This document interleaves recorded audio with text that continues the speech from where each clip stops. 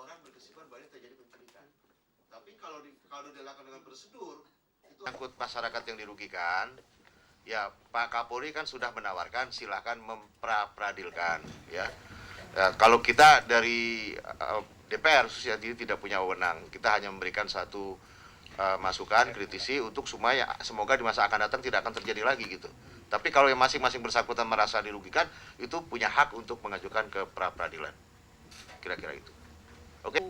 Alamatnya jelas, orang-orang ini keluarganya jelas, KTP-nya ada di kantongnya. Masa dia nggak kasih tahu alamat keluarga yang di mana?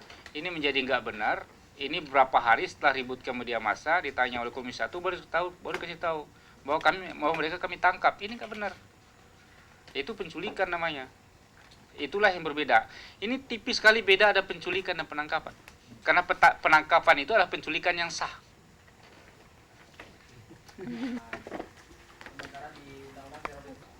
Perpu ini sudah benar. Tuntutan dan pemeriksaan di sidang pengadilan dalam perkara tindak pidana terorisme dilakukan berdasarkan hukum. Jadi hal-hal yang tidak diatur secara khusus dalam Perpu ini berlaku KUHP, kecuali waktu 7 hari itu. Tidak diatur dalam Perpu, itu diatur dalam KUHP. Untuk supaya jangan bias, supaya jangan data-datanya, supaya jangan lari dan segala macam. Tapi ekses pun ini banyak kita lihat di lapangan. Masih ada penyiksaan, ya, masih ada, itu juga semacam teror juga buat para tersangka yang masih dalam praduga tak bersalah.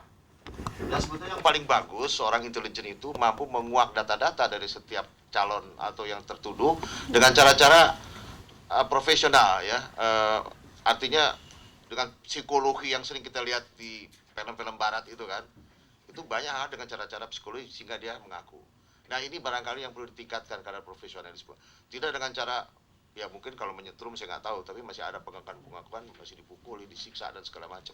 Jadi ini saya berharap Kapolri juga supaya tahu tingkah laku bawahannya ini gitu. Dan ini juga kan menjadi bumerang buat Kapolri sendiri.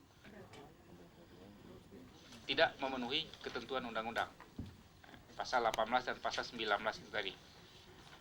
Ini kan kacau nantinya jadinya.